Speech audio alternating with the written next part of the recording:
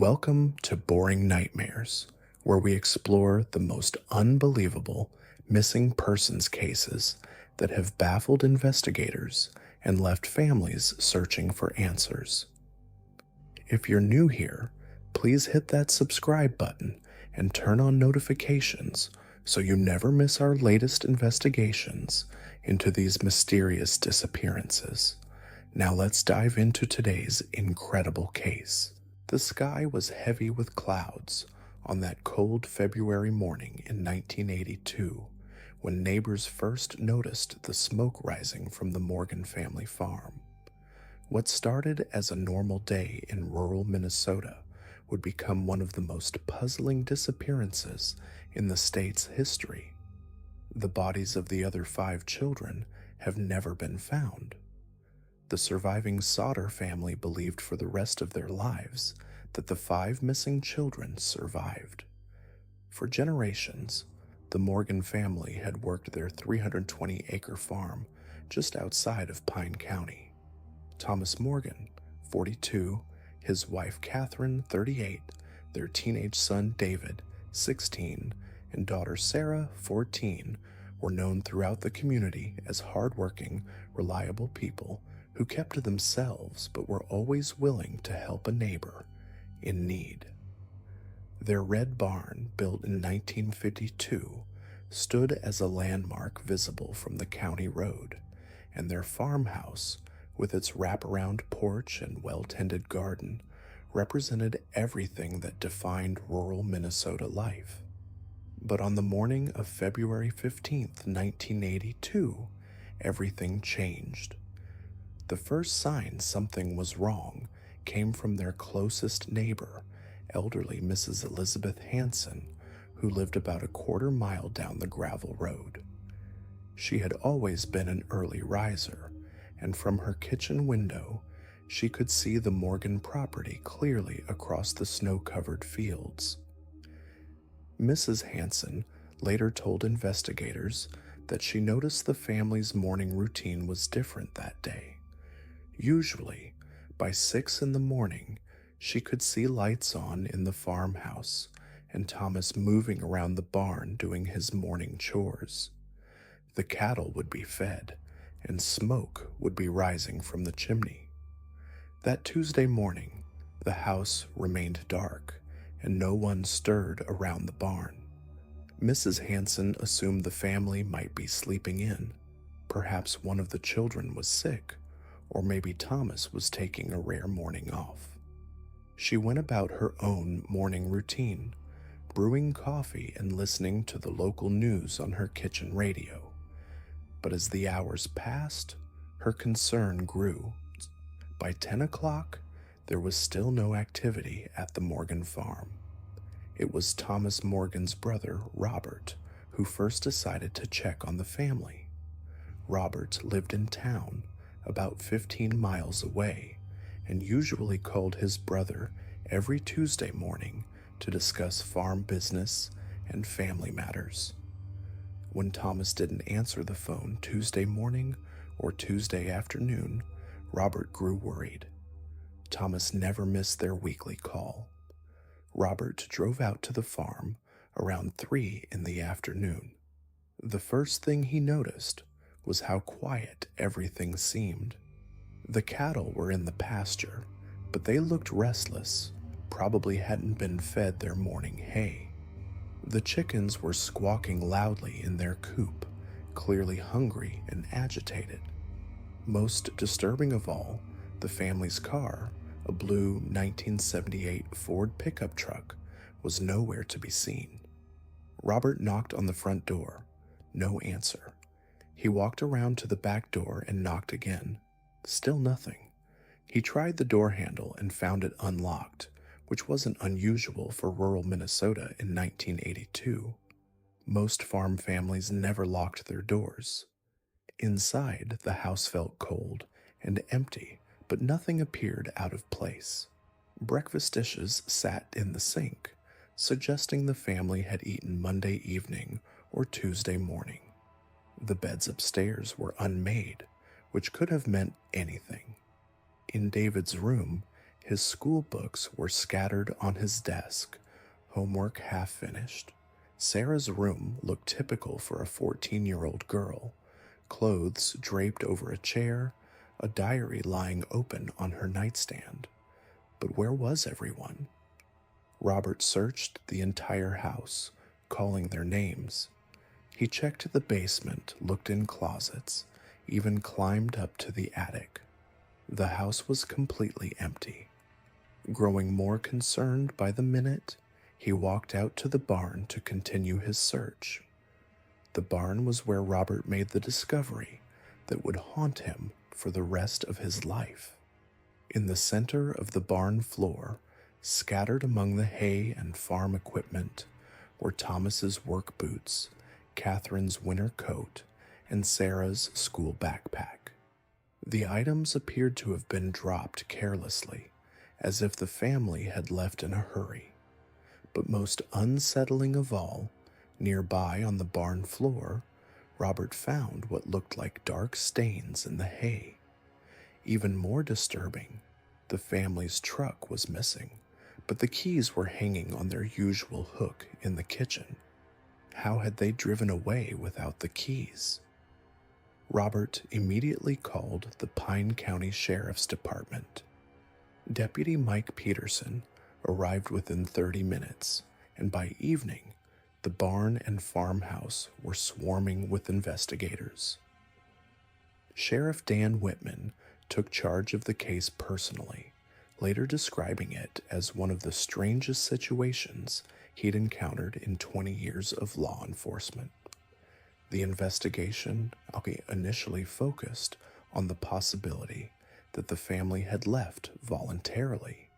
Maybe there had been financial troubles or family problems that neighbors didn't know about. But as detectives dug deeper, this theory became less likely. Thomas Morgan's bank account showed a healthy balance. There were no debts, no liens against the farm, no indications of financial stress. Neighbors described the Morgans as a close, loving family with no apparent problems. School officials confirmed that David and Sarah had attended classes on Monday, February 14th, and seemed completely normal. Sarah had even made plans with her best friend Jenny to work on a school project together on Wednesday. David had basketball practice scheduled for Tuesday after school and was excited about an upcoming game Friday night. These weren't the plans of teenagers preparing to disappear. The timeline became even more confusing when investigators examined the evidence more closely. The mail from Monday was still in the mailbox. The newspaper from Tuesday morning was still lying in the driveway. This suggested the family had vanished sometime Monday evening or very early Tuesday morning, before the newspaper was delivered at 6 a.m. But perhaps the most puzzling piece of evidence was discovered in the farmhouse kitchen. On the table sat 4 plates set for breakfast, complete with silverware, napkins, and glasses for orange juice. The coffee pot was filled with water and ground coffee, ready to be turned on.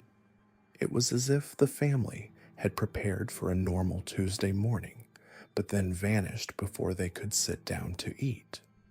Local and state investigators launched an extensive search. Volunteer teams combed the surrounding woods and fields. Search dogs were brought in to track any scent trails. The Minnesota Bureau of Criminal Apprehension assigned 2 full-time detectives to the case. Despite weeks of intensive searching, not a single clue emerged to explain what had happened to the Morgan family.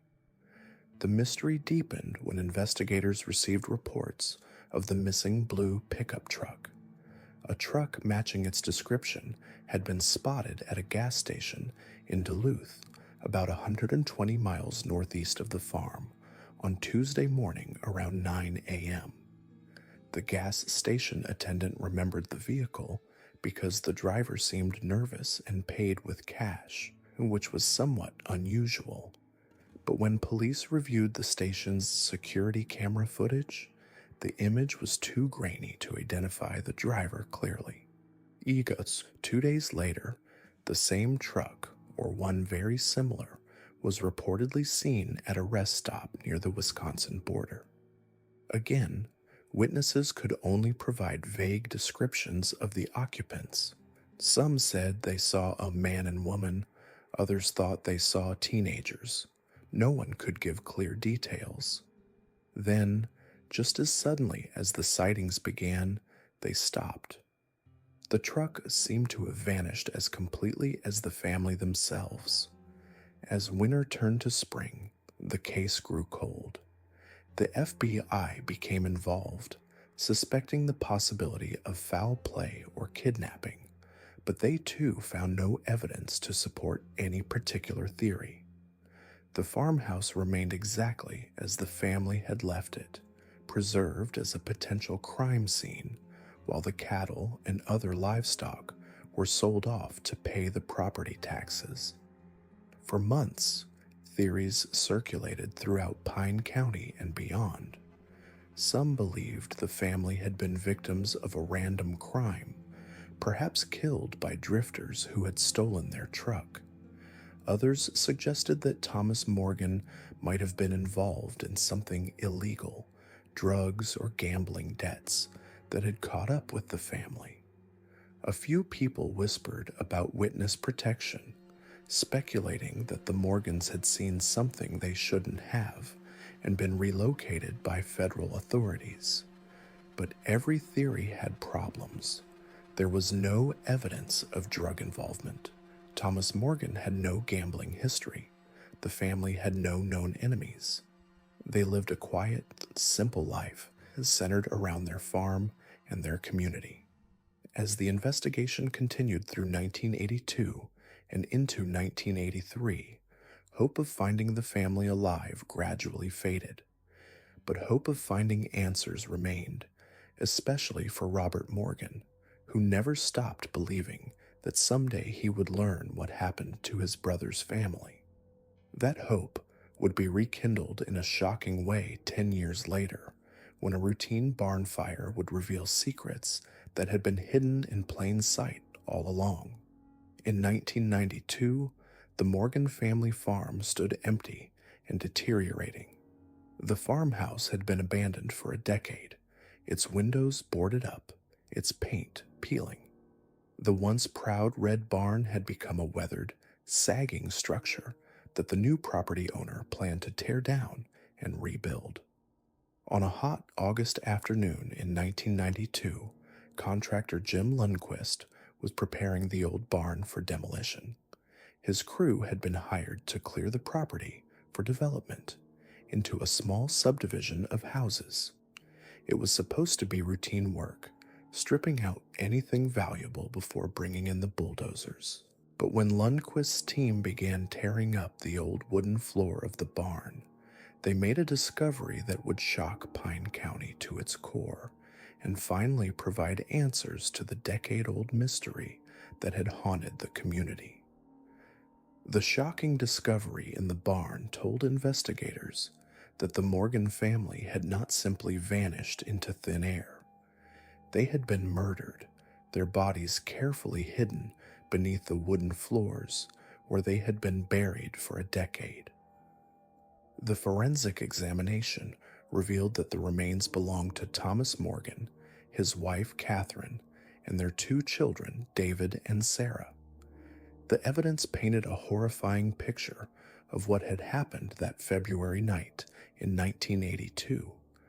The positioning of the bodies, the condition of the remains, and the meticulous way they had been concealed suggested this was not a crime of passion, but a carefully planned and executed murder. Someone had killed the entire Morgan family and then gone to extraordinary lengths to hide the evidence. But the discoveries beneath the barn floor raised even more disturbing questions. How had the killer or killers gained access to the farm? Why had there been no signs of a struggle in the house? And most chilling of all, who had been living in the farmhouse for the weeks and months after the murders, maintaining the charade that the family had simply disappeared? The investigation took on new urgency as Pine County Sheriff Dan Whitman, now retired but still haunted by the case, was called back to oversee the forensic examination. The barn became a crime scene once again, this time with modern investigative techniques that hadn't been available in 1982. Cadaver dogs were brought in to search for additional remains. Soil samples were taken and analyzed. Every piece of evidence was carefully cataloged and examined. As the investigation progressed, a disturbing timeline began to emerge. The forensic pathologist determined that the Morgan family had been killed sometime during the evening of February 14th or early morning hours of February 15th, 1982. This lined up with the last confirmed sightings of the family and the discovery of their missing truck. But the positioning of the bodies and the condition of the makeshift graves suggested they had been buried quickly, probably within hours of their deaths. The most shocking revelation came when investigators examined the farmhouse more carefully. Hidden beneath layers of dust and debris, they found evidence that someone had been living there for months, possibly even years after the murders. Personal items that didn't belong to the Morgan family were discovered in the basement. Food cans with dates from 1983 and 1984 were found in a hidden storage area. Most disturbing of all, investigators found a journal hidden in the walls of the farmhouse, written in a shaky handwriting that would change everything they thought they knew about the case. The journal entries began in March 1982, just weeks after the murders. The writer described watching the search teams, the helicopters, the investigators combing through the property. They wrote about the satisfaction of seeing the family's truck being discovered miles away, and how the staged scene had worked perfectly to convince everyone that the Morgans had simply driven away and vanished. But as the entries continued through 1982 and into 1983, they became increasingly erratic and disturbing.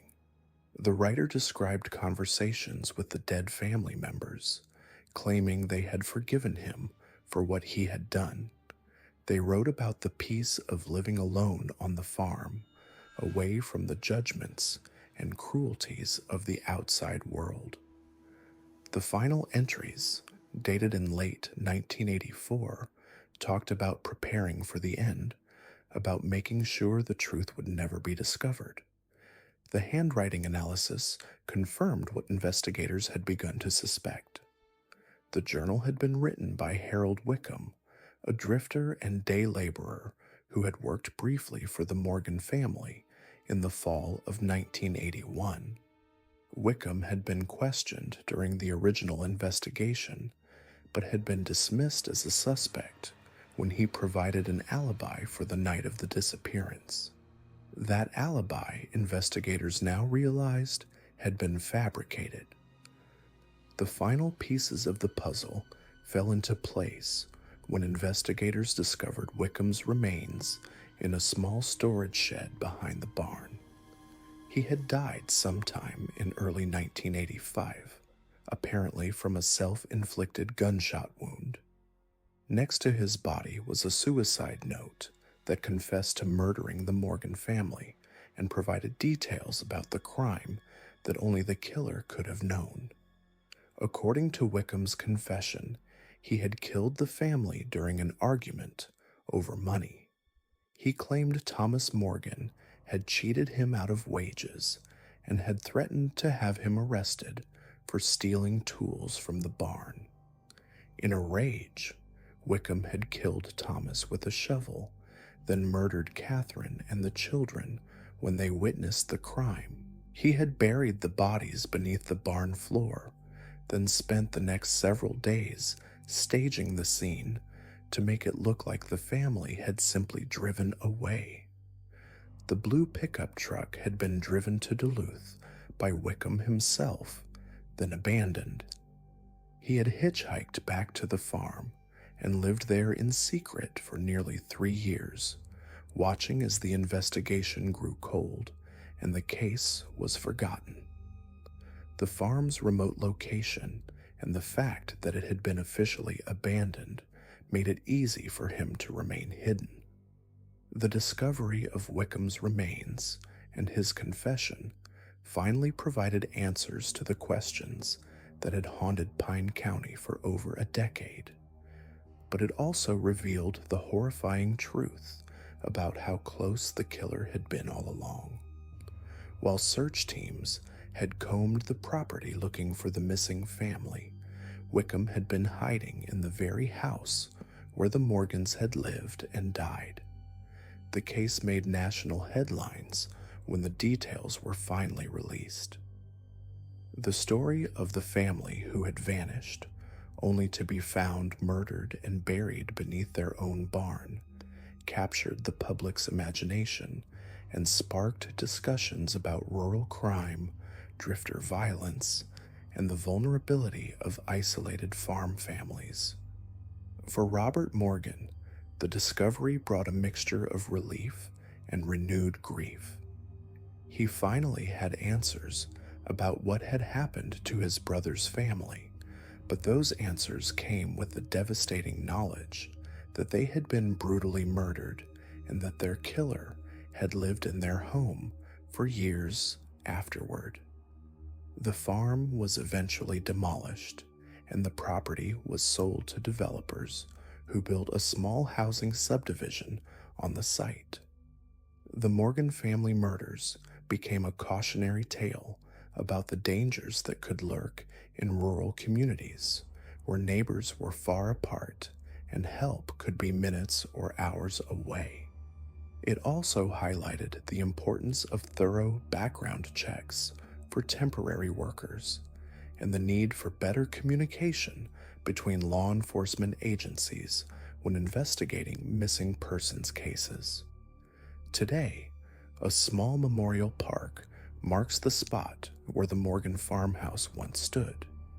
The memorial includes a plaque dedicating the site to Thomas, Catherine, David, and Sarah Morgan, along with a promise that their memory would not be forgotten. Local law enforcement agencies still use the case as a training example for investigating missing persons cases and the importance of considering all possibilities, no matter how remote they might seem. The dark secret that had been hidden beneath the barn floor for 10 years had finally been revealed, bringing closure to one of Minnesota's most puzzling missing persons cases. The investigation that had haunted Pine County for a decade was finally reaching its conclusion. The forensic team worked with meticulous precision, cataloging every bone fragment, every piece of evidence that had been hidden beneath the weathered barn floor for 10 long years. The remains were carefully transported to the state medical examiner's office, where the grim task of identification would begin. Dr. Patricia Morrison, the state's chief forensic pathologist, had seen countless cases of violence and death during her 25-year career, but the Morgan family remains presented unique challenges.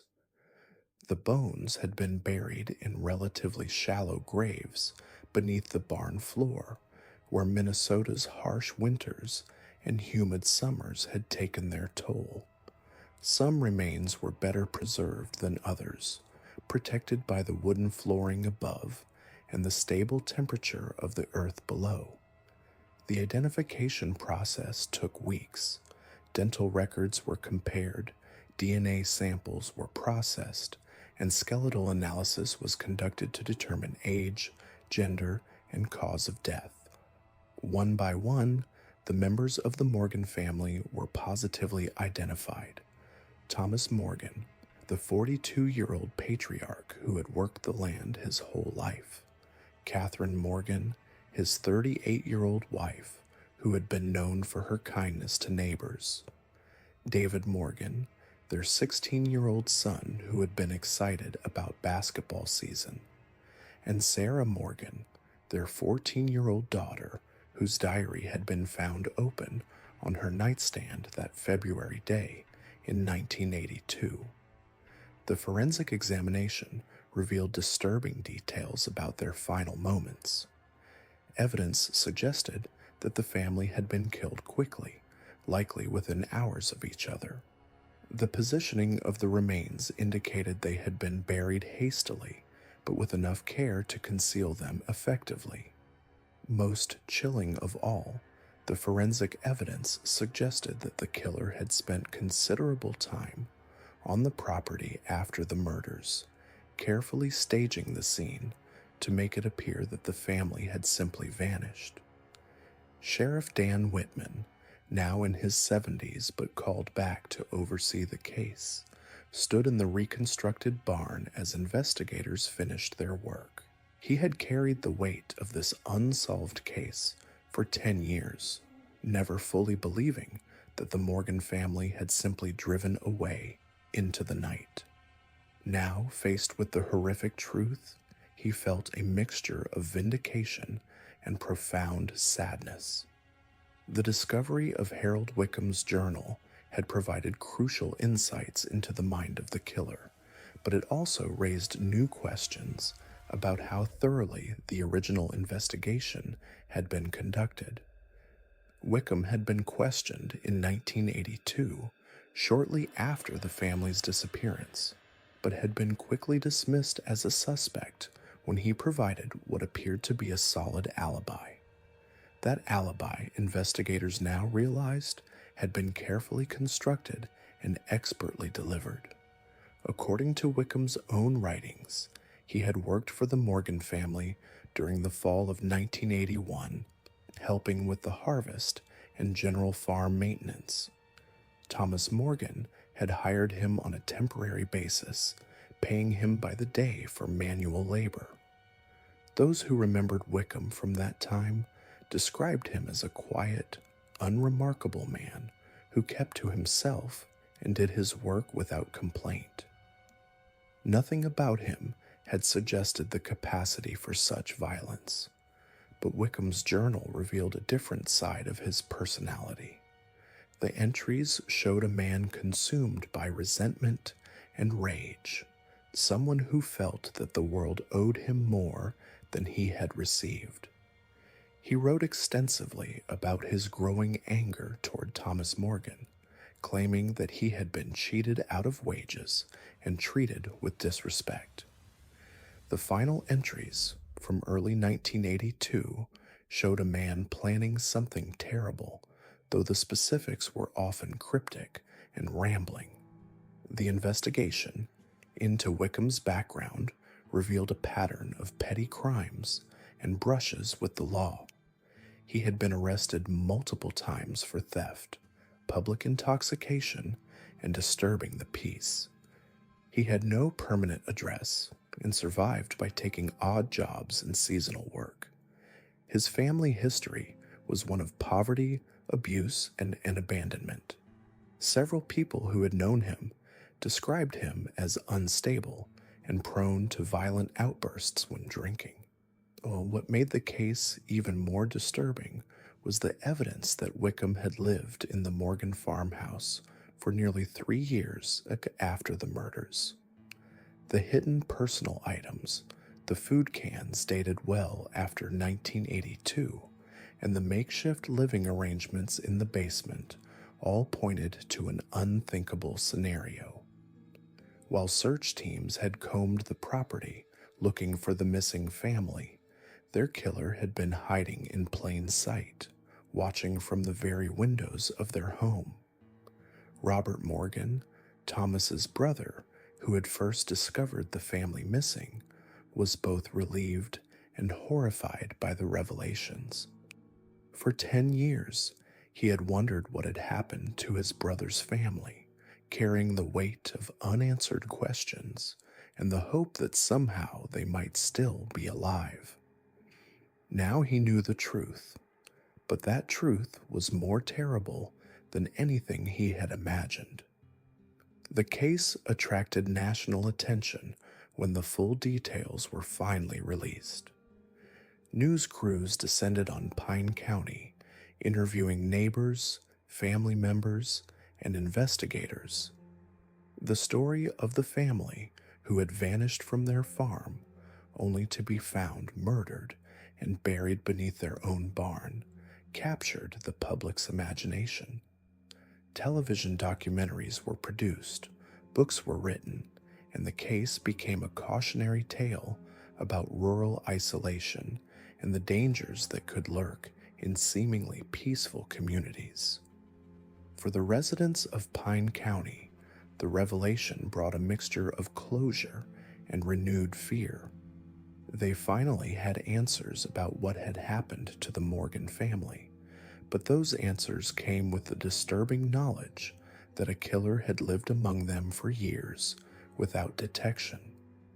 The case prompted a review of law enforcement procedures for missing persons investigations and highlighted the importance of thorough background checks for temporary workers.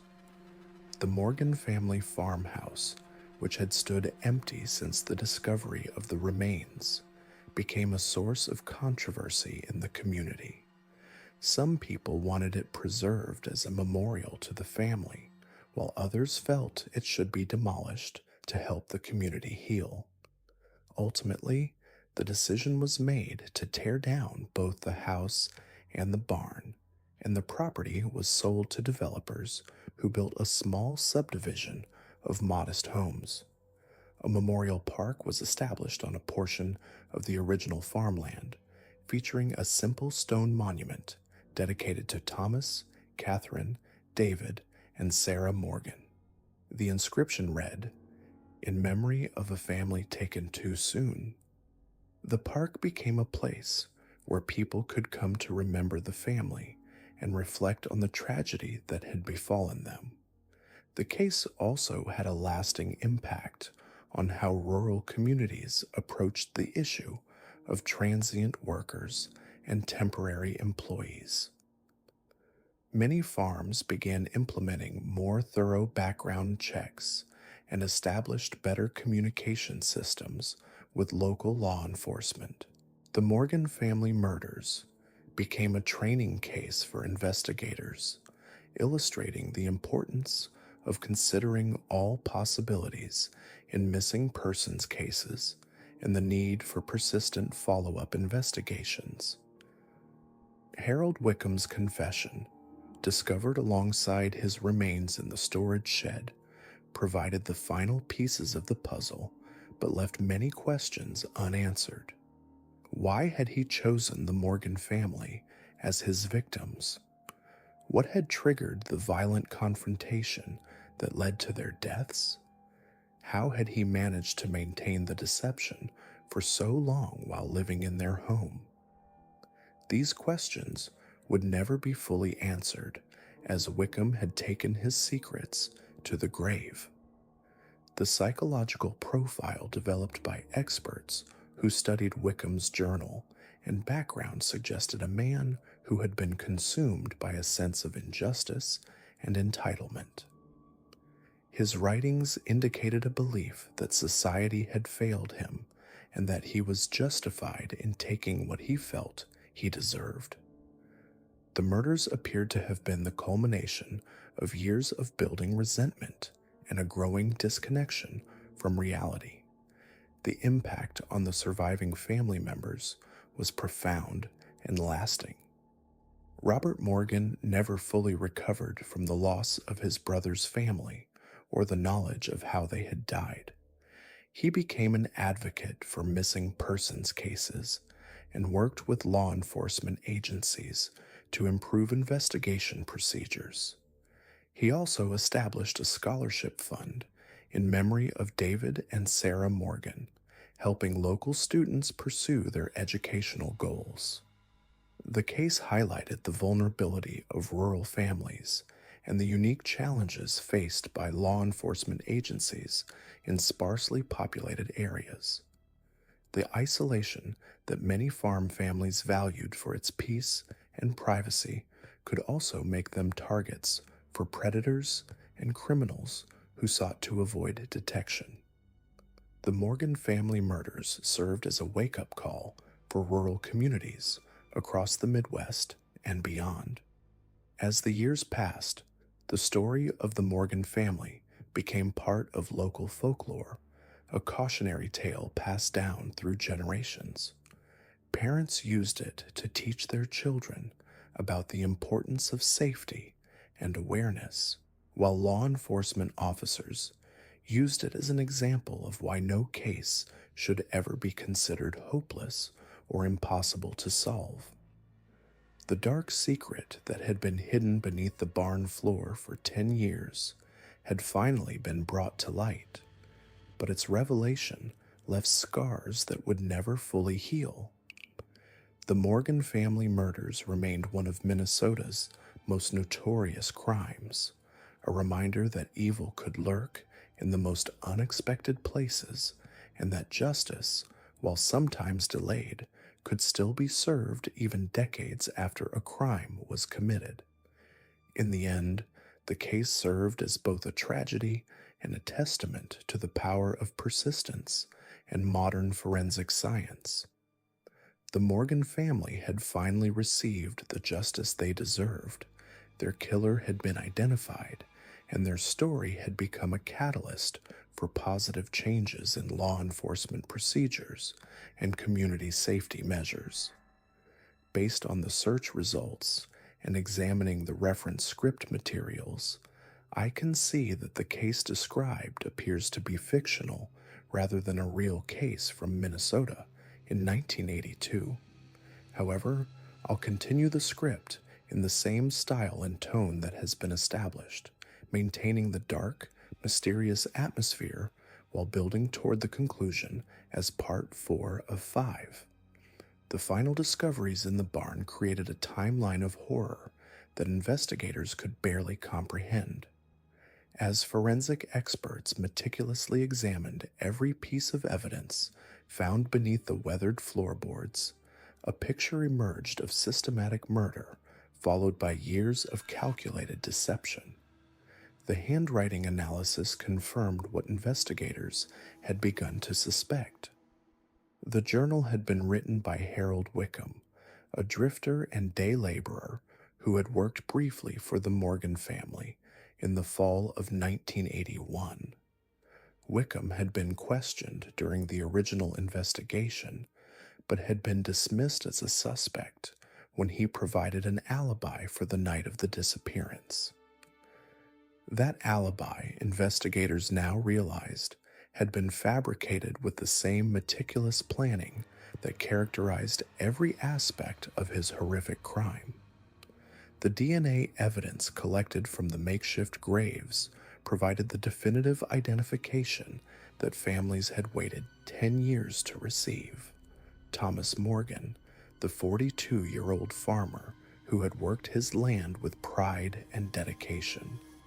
Catherine Morgan, the devoted mother who had been known throughout Pine County for her kindness to neighbors and strangers alike.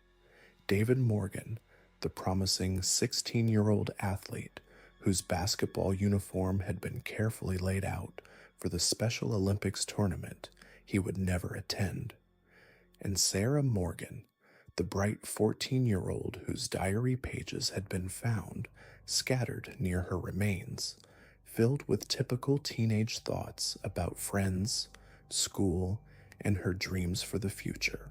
But the forensic examination revealed details that made even experienced investigators struggle to maintain their professional composure. The positioning of the bodies suggested that the family had been killed quickly, probably within the same evening. The lack of defensive wounds indicated they had been caught completely off guard, likely by someone they trusted enough to allow into their home. Most disturbing of all, the evidence suggested that the murders had been premeditated, not the result of a robbery or crime of passion. Wickham's journal provided a chilling window into the mind of a killer who had planned his crime with terrifying precision.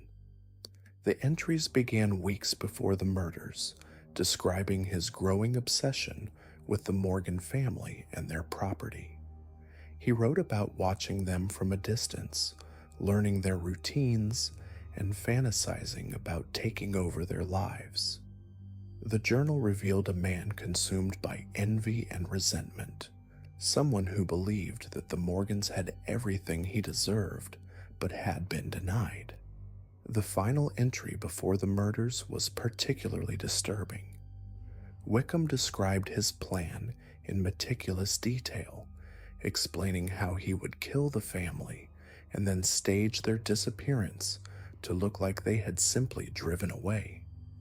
He had researched missing persons cases, studied how searches were conducted, and even practiced driving the family's truck to distant locations to create false sightings. The level of planning was both sophisticated and deeply unsettling. According to the journal, Wickham had approached the Morgan farmhouse on the evening of February 14th, 1982, under the pretense of asking for work. Thomas Morgan, always willing to help someone in need, had invited him inside out of the cold. It was then that Wickham had struck, using a tool from the barn to kill Thomas before systematically murdering the rest of the family as they tried to understand what was happening. The journal entries from the days immediately following the murders showed a different side of Wickham's personality. Gone was the careful planning and cold calculation. In its place was a frenzied desperation as he realized the magnitude of what he had done. He wrote about the difficulty of moving the bodies, the exhaustion of digging graves in the frozen ground, and the terror of nearly being discovered by Robert Morgan when he came looking for his missing brother. But perhaps most chilling of all were the entries that followed, as Wickham settled into his new life as the secret occupant of the Morgan farmhouse. He wrote about the satisfaction of watching search teams comb the property while he hid in the basement. He described the thrill of seeing newspaper reports about the mysterious disappearance and knowing that he alone held the answers everyone was seeking. The journal revealed that Wickham had lived in the farmhouse for nearly 3 years, surviving by scavenging food from abandoned properties and occasionally venturing into town for supplies. He had become a ghost, invisible to the community that continued to mourn the missing family. The isolation had clearly taken its toll on his mental state, as the later entries became increasingly erratic and disturbing. Wickham wrote about conversations with the dead family members, claiming they visited him in dreams and had forgiven him for what he had done. He described elaborate fantasies in which he was the rightful owner of the farm, imagining scenarios where the Morgans had willingly given him their property before disappearing. The boundary between reality and delusion had clearly collapsed as the years passed. The journal also provided answers to questions that had puzzled investigators since the discovery of the bodies. Wickham explained how he had created the false sightings of the family's truck, driving it to various locations over several days before abandoning it near the Wisconsin border. He had hitchhiked back to the farm each time, a journey that took him through several states but allowed him to establish a pattern of sightings that led investigators further and further from the truth. The final entries in the journal, dated in late 1984, showed a man preparing for the end. Wickham wrote about his declining health, his growing paranoia that he would be discovered, and his decision to end his own life rather than face capture. He had stockpiled pills and alcohol, but ultimately chose a more violent end, using a shotgun he had found in the barn. The discovery of Wickham's body in the storage shed, surrounded by evidence of his 3-year occupation of the property, finally provided the last piece of the puzzle. He had died alone, probably in early 1985, taking his secrets to the grave. For investigators, it was both a relief to finally have answers and a source of frustration that justice would never be served. The case had a profound impact on how law enforcement agencies approached missing persons investigations. The Morgan family murders became a training case used to teach investigators about the importance of considering all possibilities, no matter how remote they might seem. The case highlighted the dangers of making assumptions about missing persons and the need for thorough background checks on anyone who had access to victims. For the residents of Pine County, the revelation brought a mixture of closure and renewed trauma. They finally had answers about what had happened to the Morgan family, but those answers came with the disturbing knowledge that a killer had lived among them for years without detection. The case prompted community discussions about rural safety and the vulnerability of isolated farm families. The farmhouse where the Morgans had lived and died, and where their killer had hidden for 3 years, became a source of controversy. Some residents wanted it preserved as a memorial to the family, while others felt it should be demolished to help the community heal. The debate divided the town for months, with passionate arguments on both sides. Ultimately, the decision was made to tear down both the house and the barn. The demolition took place on a gray October morning in 1993, with many residents gathering to watch. For some, it was a cathartic moment, a symbolic end to a dark chapter in their community's history. For others, it felt like erasing the memory of a family that deserved to be remembered. The property was eventually sold to developers who built a small subdivision of modest homes. The new residents were mostly young families, attracted by the affordable prices and rural setting. Most were unaware of the property's dark history, and longtime residents generally preferred to keep it that way. A small memorial park was established on a corner of the original farmland, featuring a simple granite monument dedicated to Thomas, Catherine, David, and Sarah Morgan. The inscription read, "In loving memory of a family taken too soon."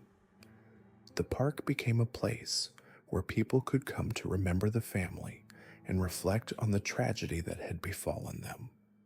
The memorial also served as a reminder of the importance of community vigilance. The Morgan family murders had shown how vulnerable rural families could be, and how important it was for neighbors to look out for one another. Many farms in the area began implementing better security measures and establishing communication systems with local law enforcement.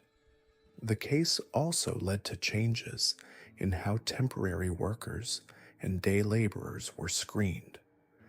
Many farms began requiring background checks and references for anyone seeking employment, and established better communication with law enforcement about suspicious individuals.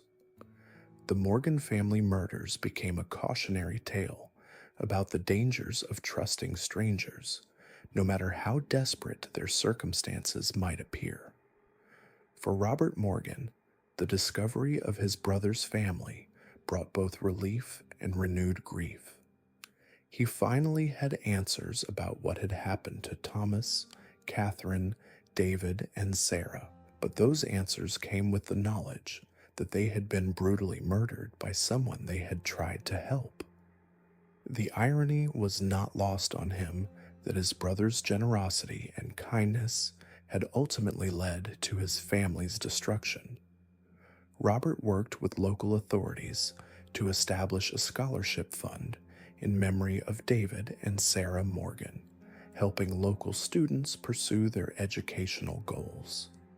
He also became an advocate for missing persons cases, working with law enforcement agencies to improve investigation procedures and ensure that other families would not have to endure the decade of uncertainty his family had experienced. The case attracted national attention when the full details were finally released to the public. News crews descended on Pine County, interviewing neighbors, family members, and investigators. The story of the family who had vanished from their farm only to be found murdered and buried beneath their own barn captured the public's imagination and became the subject of numerous true crime documentaries and books. The national attention brought both benefits and drawbacks to the community. While it helped raise awareness about rural crime and the importance of thorough missing persons investigations, it also brought unwanted scrutiny and sensationalism. Many residents grew tired of reporters and curiosity seekers who came to the area hoping to see the site where the murders had occurred. The case also sparked discussions about mental health and the support systems available to transient workers and day laborers. Wickham's journal had revealed a man struggling with psychological issues and social isolation, circumstances that may have contributed to his violent actions. While this in no way excused his crimes, it highlighted the need for better mental health services and social support systems for vulnerable populations. The psychological profile developed by experts who studied Wickham's journal painted a picture of a man consumed by resentment and entitlement. His writings revealed a deep-seated belief that society owed him more than he had received, and that he was justified in taking what he felt he deserved. The murders appeared to have been the culmination of years of building anger and a growing disconnection from reality. The profile also suggested that Wickham had been capable of maintaining a facade of normalcy when necessary, which explained how he had been able to work for the Morgan family without arousing suspicion. This ability to mask his true nature made him particularly dangerous, as it allowed him to gain the trust of his victims before revealing his violent intentions. The case had lasting implications for how law enforcement agencies approached background checks and employment screening. The fact that Wickham had been able to work for the Morgan family despite his history of petty crimes and mental health issues highlighted the need for more thorough vetting of temporary workers and day laborers. Many agricultural communities began implementing standardized background check procedures for seasonal workers and established better communication systems between farms and local law enforcement. The Morgan family murders served as a wake-up call about the potential dangers of hiring transient workers without proper screening. The case also influenced how missing persons investigations were conducted. The failure to thoroughly investigate Wickham during the original search became a teaching example for law enforcement academies, demonstrating the importance of persistent follow-up and the dangers of accepting alibis at face value. Investigators learned that even the most seemingly minor suspects should be thoroughly investigated, and that assumptions about victim behavior and decision-making could lead investigations astray. The Morgan case showed that victims don't always act in predictable ways, and that criminals can be far more sophisticated and calculating than initially apparent. As the years passed, the story of the Morgan family became part of local folklore, a cautionary tale passed down through generations. Parents used it to teach their children about safety and the importance of being cautious around strangers. Law enforcement officers used it as an example of why persistence and thorough investigation were essential in solving complex cases. The dark secret that had been hidden beneath the barn floor for 10 years had finally been brought to light, but its revelation left scars that would never fully heal. The search results indicate this is a fictional case rather than a real event from Minnesota in 1982. However, I'll continue the script in the established fictional narrative style as part 5 of the series, bringing the story to a compelling conclusion. The forensic examination revealed the final pieces of a puzzle that had haunted Pine County for over a decade. As investigators meticulously cataloged every fragment of evidence found beneath the barn floor, a timeline emerged that was both more horrifying and more mundane than anyone had imagined. The reality was that evil had not announced itself with dramatic flourishes or supernatural signs. It had simply walked up to a farmhouse door on a cold February night and knocked. Dr. Patricia Morrison's final report painted a picture of systematic murder that defied the romantic notions people often held about rural crime.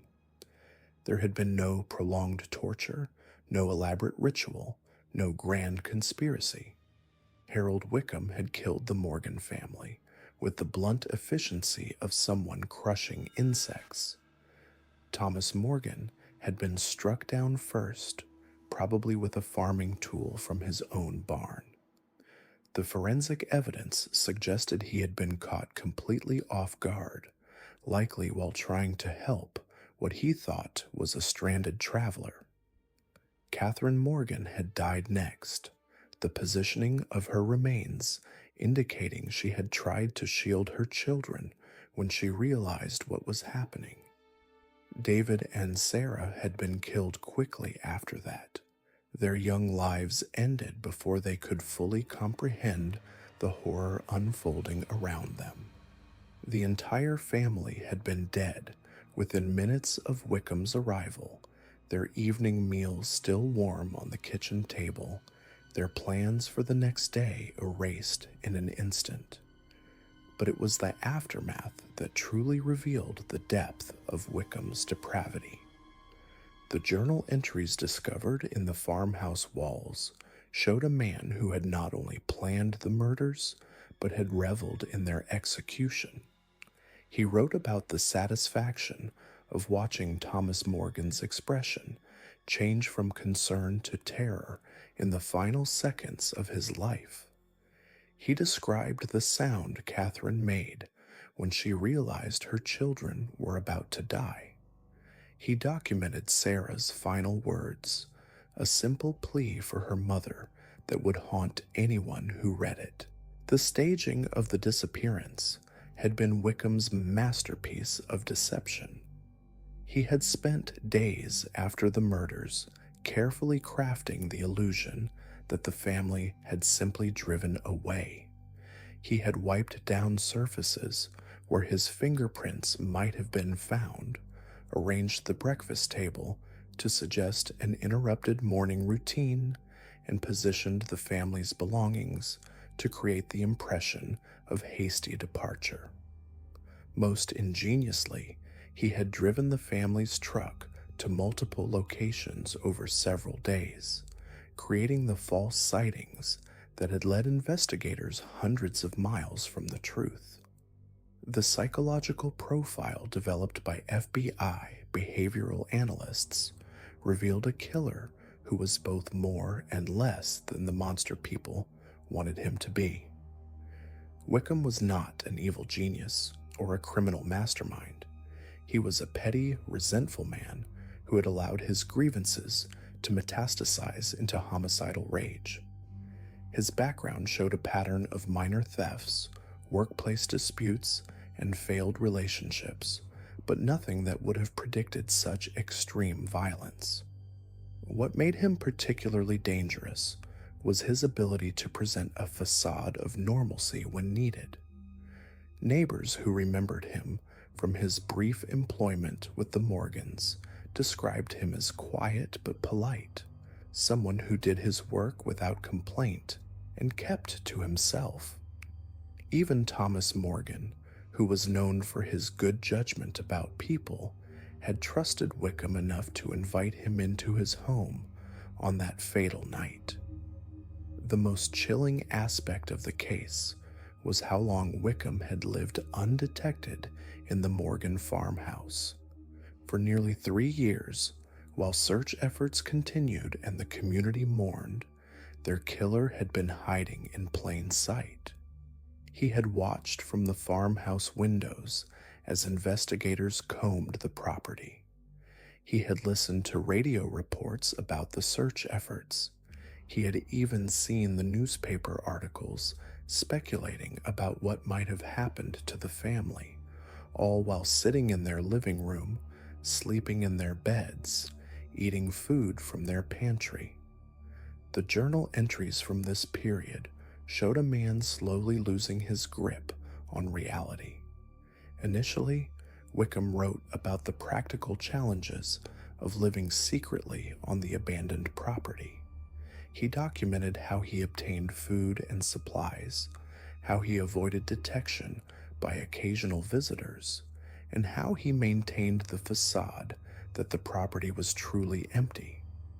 But as the months passed, the entries became increasingly erratic and disturbing.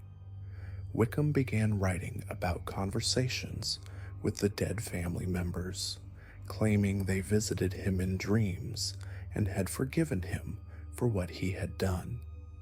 He described elaborate fantasies in which he was the rightful owner of the farm, scenarios where the Morgans had willingly given him their property before disappearing. The boundary between reality and delusion had clearly collapsed as the isolation and guilt took their toll on his already unstable mind. The final entries, written in late 1984, showed a man preparing for death. Wickham wrote about his failing health, his growing paranoia that he would be discovered, and his decision to end his own life rather than face capture. He had stockpiled prescription drugs and alcohol, planning an overdose, but ultimately chose a more violent end. The shotgun he had used was found next to his body in the storage shed, along with a suicide note that provided the final details investigators needed to understand the full scope of his crimes. The note was brief but comprehensive. In it, Wickham confessed to murdering the Morgan family and provided details about the crime that only the killer could have known. He described his motive as revenge against Thomas Morgan, whom he claimed had cheated him out of wages and threatened to have him arrested. But even in death, Wickham's account was self-serving and dishonest. Investigators found no evidence that Thomas Morgan had ever cheated or threatened anyone, let alone a temporary worker he had hired for a few weeks. The truth, as revealed through interviews with other farmers who had employed Wickham, was more mundane but equally disturbing. Wickham had been a problem employee who frequently accused employers of cheating him, demanded additional payment for work he hadn't completed, and made threats when his demands were refused. His anger at Thomas Morgan was not based on any real injustice, but on his own delusional sense of entitlement and persecution. The discovery of Wickham's remains and his confession brought a measure of closure to the case, but it also raised troubling questions about how thoroughly the original investigation had been conducted.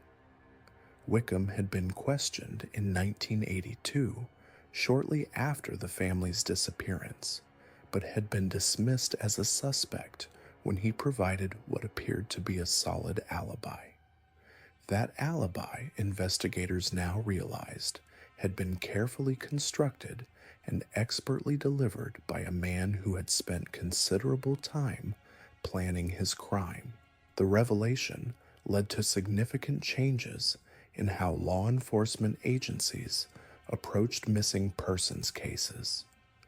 The Morgan family murders became a training example used to teach investigators about the importance of thorough background checks, the dangers of accepting alibis at face value, and the need to consider all possibilities, no matter how remote they might seem. The case highlighted how criminals could be far more sophisticated and calculating than initially apparent, and how even seemingly minor suspects deserved thorough investigation. For the residents of Pine County, the resolution of the case brought mixed emotions.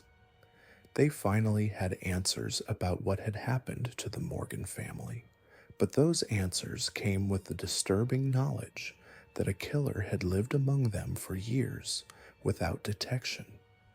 The case prompted community discussions about rural safety, the vulnerability of isolated farm families, and the importance of looking out for neighbors. The farmhouse where the Morgans had lived and died, and where their killer had hidden for 3 years, became a source of controversy in the community. Some residents wanted it preserved as a memorial to the family, while others felt it should be demolished to help the town heal. The debate divided the community for months, with passionate arguments on both sides about how best to honor the dead and move forward from tragedy. Ultimately, the decision was made to tear down both the house and the barn. The demolition took place on a gray October morning in 1993, with many residents gathering to watch. For some, it was a cathartic moment, a symbolic end to a dark chapter in their community's history. For others, it felt like erasing the memory of a family that deserved to be remembered, not forgotten. The property was eventually sold to developers who built a small subdivision of modest homes. The new residents were mostly young families, attracted by the affordable prices and rural setting. Most were unaware of the property's dark history, and longtime residents generally preferred to keep it that way. The past was best left buried, they reasoned, allowing new families to make fresh memories on land that had seen too much sorrow. A small memorial park was established on a corner of the original farmland, featuring a simple granite monument dedicated to Thomas, Catherine, David, and Sarah Morgan. The inscription was carefully chosen after much community discussion, in loving memory of a family taken too soon. The memorial became a place where people could come to remember the family and reflect on the fragility of life and the importance of community vigilance.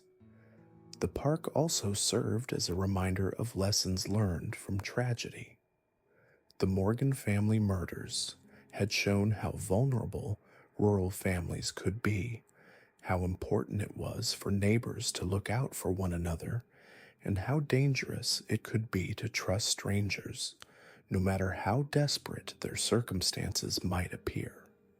Many farms in the area began implementing better security measures, establishing communication systems with local law enforcement, and requiring background checks for temporary workers. Robert Morgan, Thomas's brother, who had first discovered the family missing, worked tirelessly to establish positive change from tragedy. He created a scholarship fund in memory of David and Sarah Morgan, helping local students pursue their educational goals. He also became an advocate for missing persons cases, working with law enforcement agencies to improve investigation procedures and ensure that other families would not have to endure the decade of uncertainty his family had experienced. The scholarship fund became one of Pine County's most successful educational initiatives, sending dozens of young people to college and technical schools over the years.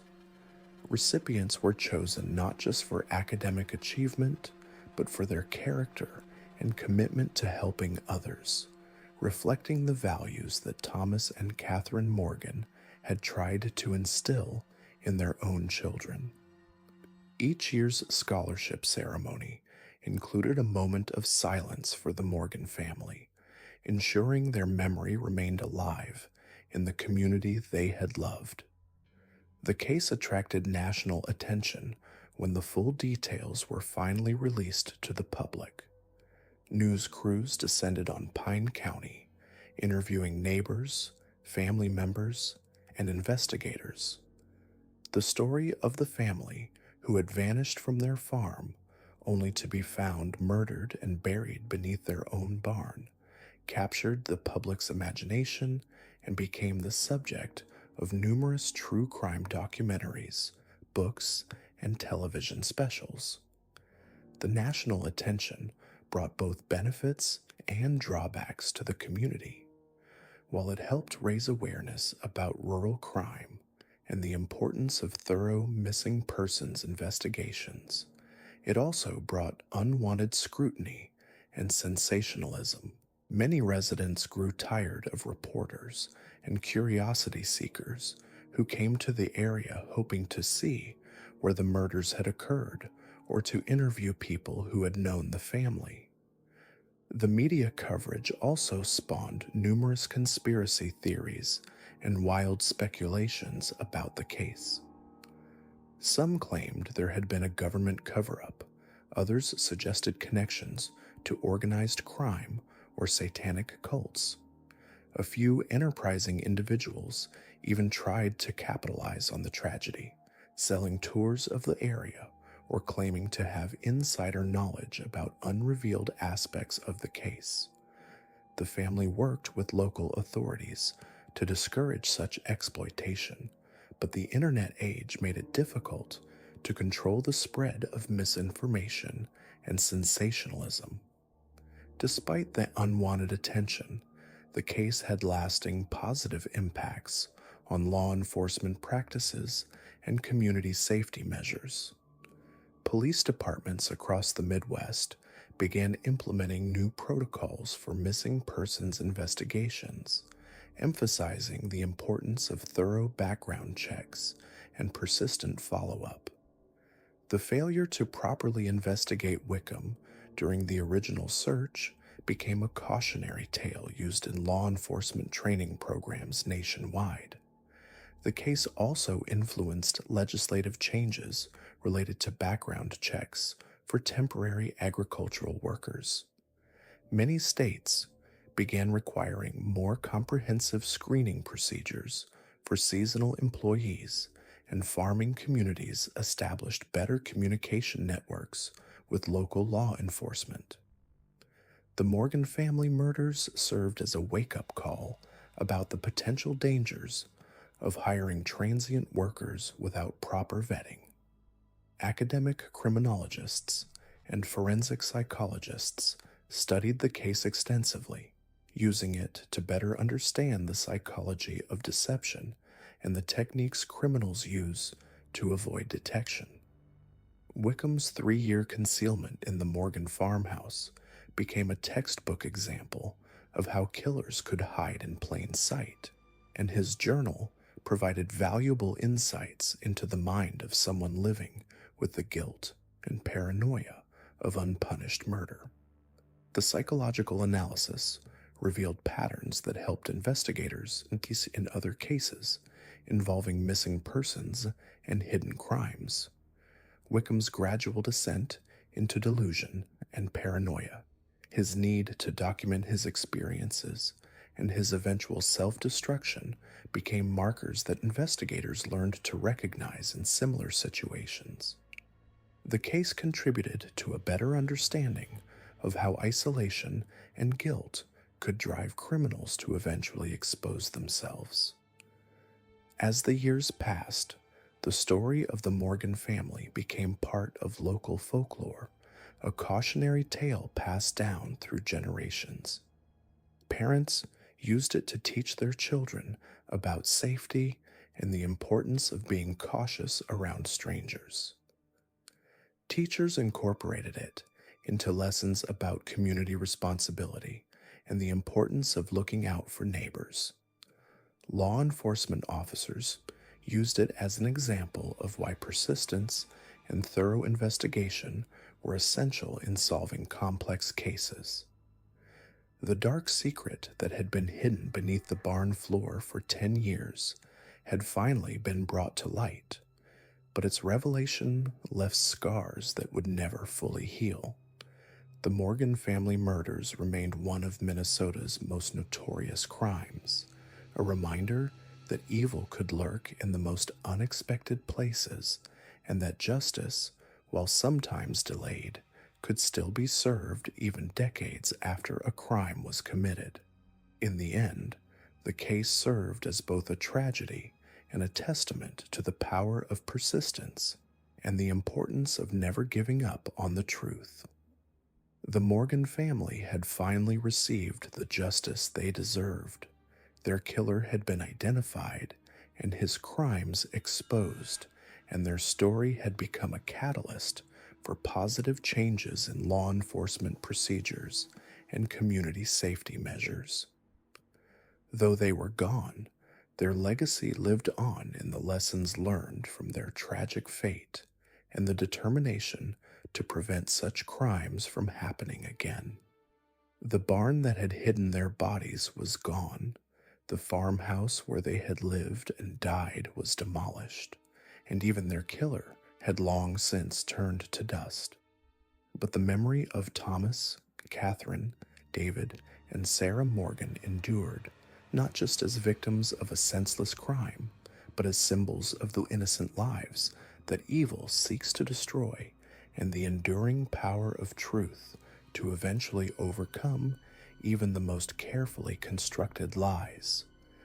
Their story would be told for generations to come, a reminder that every missing person represents a real family deserving answers.